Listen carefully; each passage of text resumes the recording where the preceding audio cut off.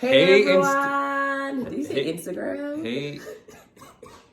Social media world? Hey, his life. I can't. Her life. Don't try to teeth my stuff. Gang. But yes, this is, as promised, part 2 of our video. So, Bro just finished telling us about, the dream that he had that our child would come early. And if you need to be briefed up, hit pause, hit stop, and go and listen to our previous video to hear the story before this point. And then we'll continue on now. Yeah. Boom. So, I had the dream, so I was able to support her during that time. It was pretty difficult. Rest assured that things would be okay, although we had all of these things that were kind of saying otherwise. Yeah. So the Wednesday came. So we had been admitted on the Saturday. The Wednesday had come, and we had made the decision as parents and, through prayer, that we did not want Jaden in the womb any longer. And so, we had family and friends praying. Shout out to those that prayed and that visited and brought food. Thank God. And were amazing. And so things started to take place, and they did another ultrasound on the Wednesday. Said his heart rate was starting to fall, but they wanted to keep him in as long as possible. And I think we communicated to the doctors that we wanted him to come out, that we felt like it was time. Yeah. But that is when another roadblock came in. So to think that seems like we had enough, right? No, there's more. I believe it was I was 31 weeks because I turned 7 months while I was in the hospital. So at that hospital, they did not deliver babies under prior 3 pounds. Under 32 weeks. Oh, that's what it was, 32 so weeks. I literally was 31 weeks 31 and a half. At 3 days or something like that. And I'm like, so you guys trying to tell me that what would happen? If I'm not there yet. So they wanted to helicopter me. No, they wanted to helicopter me to a different hospital. Downtown. Either downtown, Mount Sinai, or McMaster in Hamilton or something like that. And I would deliver the baby. Then they would keep me there and helicopter the baby back to Credit Valley in Mississauga. So I'm like, no. First off, I ain't being apart from my baby, I'll tell you that much. I'll drive through water to get to my child. I'm like, no, that's not happening. Shut down the whole healthcare system, I'll tell you that. They were like, that's what our policy is. We don't do it before 32 weeks. And then me and Verone were like, no, we're not leaving. And we're not being separated from our child. Sorry. So it was even, I believe, the head physician of the hospital actually came and seen us.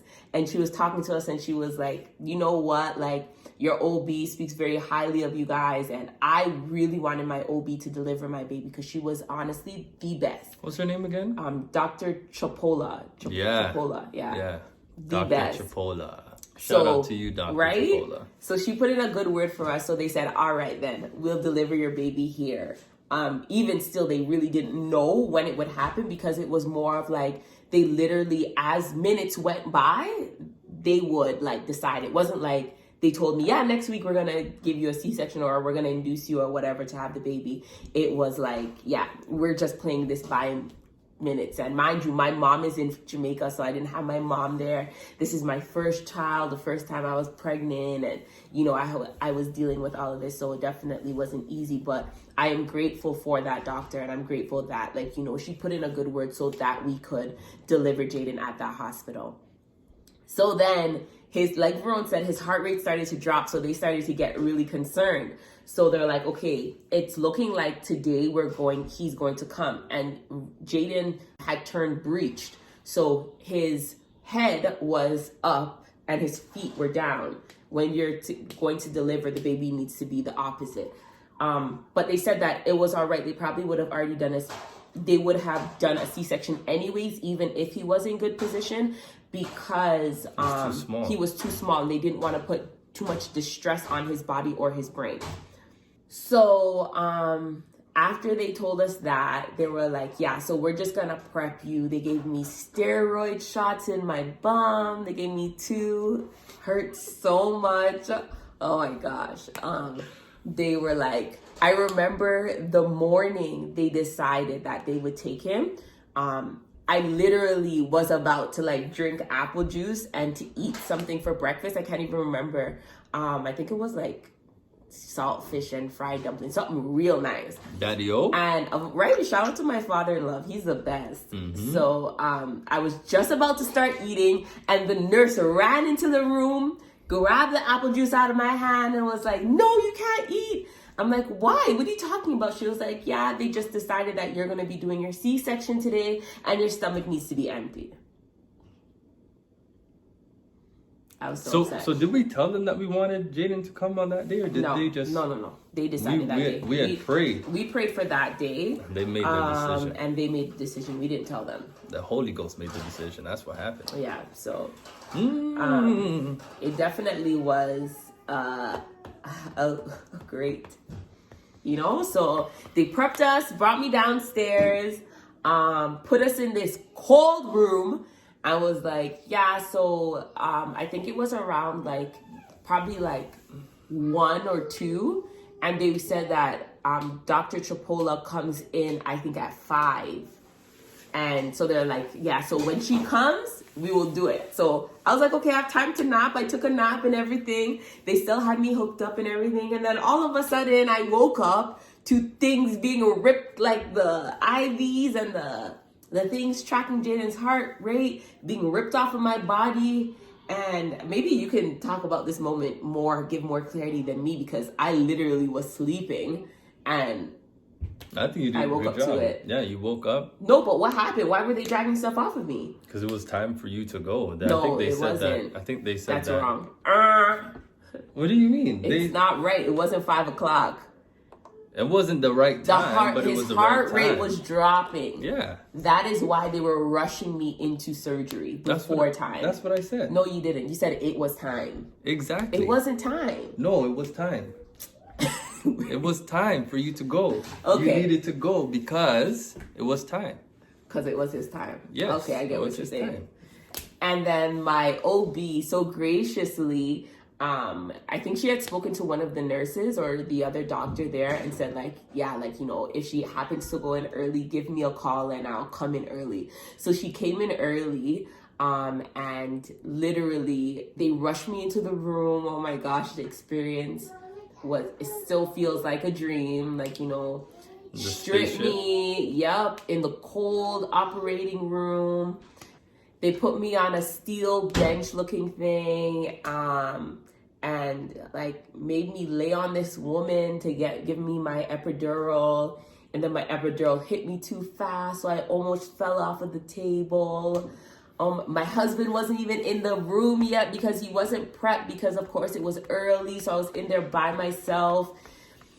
And the whole time I'm just like, literally, I tell people all the time, it's literally the peace of God. I honestly don't know how people who are not in a relationship with God make it through certain situations, because I literally in that moment had to rely solely on Jesus. Like I had to be like, I need you to keep my mind. Like I need you to keep me in your perfect peace. I need you to make sure that I don't go crazy or that I don't pass out. Because of course, like I'm wishing well for my child to come out healthy and everything. I didn't expect to hear all that I had in that past week. Like before that, I was at home. Well, I was put off because I was sick, but still I was home thinking like, you know, I have 2 more months. Thank God for Veron's father-in-law who had gotten us a crib before that point. Oh, actually think he got the crib afterwards, actually. I think the only thing we had when Jaden was born was his car seat and stroller. And that was because we were just like, yeah, we need to make sure we're going to have a nice car seat and stroller and stuff like that. So we had gotten it on a deal. So we had that. But besides that, we had nothing. Not even a rag, a pampas, nothing. So all of this stuff is going through my mind. And I feel like, you know, I'm in a whirlwind and I don't have my husband there to kind of like, you know, help me stay calm. So shout out to you, God, for keeping me in perfect peace. His word doesn't lie. He gives you the peace that passes all understanding. Thank God for God. Because I definitely didn't have none at that time. No peace at all. So, and no understanding. So, I'm grateful for that. So while Samantha is what she's describing is they took her to the operating room. And so she was in the operating room. All of this stuff is happening. She's by herself. I'm not there. I am in the room that she had left, waiting for further instructions. If you've never been through this before, they don't necessarily just allow me or the husband to just go right away with the mom if I'm not prepped. And her situation was a little bit interesting because Jaden's heart rate was falling. So I'm praying. I think I was watching Lion King or something like that. After I left, you were still watching Lion King? I think I was praying, but I remember Lion King being a part of that room. I remember having one of those like Mufasa and Simba moments. So I don't know. That doesn't mean you were watching it. I was watching. Oh. I think I was watching when you were sleeping. Oh, okay. Because I wasn't sleeping. So they come and get me. I have on this gown and this like cap, and they tell me I have to rush because Jaden's coming. So I rush inside. All you see is lights everywhere. Yeah, it's extremely bright, like Just a football field. Like, oh my gosh. Doctors all around. There's a curtain where her stomach is. And I go to her head, and she's like, you know, doing okay, but not having the best of a moment. So, you know, I'm just telling her, hey, everything's going to be okay. All smiles. She's smiling back at me. You could tell she was excited, but nervous, but scared, all at the same time. So we're by her head. They take Jaden out. I think you said you could feel it or you couldn't feel it. I could feel it. It didn't hurt. I felt pressure and them moving like my insides around and stuff like that. But Crazy. Like, yeah, I felt when they took him out. So they take Jaden out and hold him up. And could you see him? Yeah. Okay, so we could both see him. And mind you, you're not supposed to take videos, but I had my phone out like, yo, that's my dude. Like, so he was this long and skinny little skinny 2 pound. I think it was two pounds 5 ounces or 2 pounds 8 ounces, something like that. Yeah. He was under 3 pounds. He was 2 pounds he was and change. He was so small, but he was long, and he was crying, and you could see his little No, he eyes. wasn't crying. He made like a couple cry sounds, but that was it. Yeah, he made a couple cry sounds, and you could see his little eyeballs. He was so cute. So then they cleaned him up a little bit, took him away to the NICU to perform certain checks on him. And then this guy goes and asks me, do you want me to stay with you or you want me to go with him? That's a viable question. Leave! Like, go with my kid, our kid. Like, make sure he's okay. Like, no. Like, I watch too much movies where people be taking kids from the hospital, changing tags and stuff like that, putting the babies in their handbags or lunch bags and walking out of that place. No. Follow my child. Like, I need to make sure he's good. So I'm are you trying to say that the answer was obvious? The answer was definitely obvious. Put yourself in my position. I get, like, you know, you were like, you just had a whole there, surgery. I can fend for myself. Canadian like, hospital. If somebody tries to like do something, I can juke them in the eye or something. Well, if you consider my perspective, you could understand why I asked that question. Okay, but you go with my kid. So she told me to go with Jaden. So of course I left her in the room and went to go look about our son. Did they let you hold him while you were in the operating? I don't think so. Yeah, so she saw him. I saw him, but I didn't touch him. She didn't touch him. I went with him.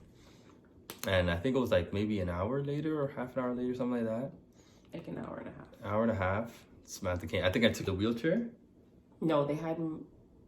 Yeah. I felt like... I know I was still on the operating bed. They moved the bed. So when did you see him for the first time? On the operating bed. They moved... Not the operating bed. Post-operating bed. They wheeled me to the NICU. And I was on the bed and they wheeled me to his unit. And I could see him through the incubator. And I was with him when they wheeled you down? Yeah. Okay. I remember looking at that little boy in the NICU, in So the little tiny. incubator, saying, wow, that's my son. It's the greatest feeling in the world. And now, he just celebrated his 4th birthday. Yes. To God be the glory. Our boy came out. He had no breathing issues. None. No skin issues. Nope. No feeding issues. He Had was no just... tumors. He could see. He can hear. He can feel. He can eat. Oh, God. amazing. He had a tube through his nose to his stomach because his stomach was so small. We literally had to feed him through a syringe because he had to have a specific amount of food at a specific time, or his stomach could get an infection, or it can expand and burst or something like that, they said. You should show them how small he was. Yeah, I can do that. I can put up a picture, but like, I was extremely grateful that, like, you know, we have a neonatal graduate. Like, he had to do appointments every 3 months up until he was 2. He's passed with flying colors. He is so sweet, so sensitive, has so much manners. And yeah, like, he's just an amazing boy. And I'm just super grateful because things could have been this could have been a whole different type of story, like whole different type of story. But like, you know, especially with it being premature awareness month, we really do want to just encourage all of those mothers and fathers. Even if you're a guardian, if you have a child or even a cousin, a nephew, grandchild who's in the NICU, we just want to send some love to you guys. Yeah. We definitely don't take it though that month for granted. It felt like a year that month. And when we got admitted in, there were people who were in the NICU before us and we left before them. So I know that there are some people who are in, like, you know, in there for a little while, a long while. Your child might have to have surgeries, do surgeries and stuff like that. Our heart goes out to you.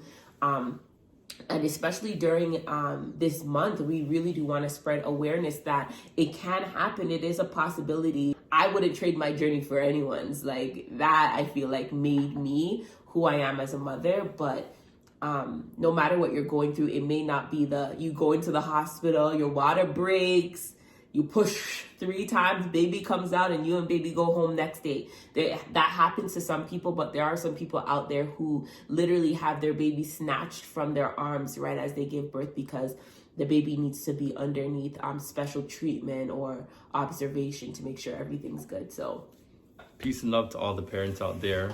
For those of you that are looking to get pregnant or start a family, we pray God's greatest blessings on you. Amen. Everybody's journey is not the same. You know, just because a child comes out early doesn't mean that they're going to be any worse than anybody else. Yeah. We believe that God extends grace to all. And to those of you that may have children that have certain, you know, complications going on in their lives, some that may be current or disabilities, some that are current, some that are maybe lifelong. There is grace for that. There is help for that. So we just want to send peace and love to all of you that are watching this. Yes. From me and her life, Mrs. Rodriguez. Shout out to you. Thanks for watching the video. Don't forget to like and subscribe. That's it. See you next time.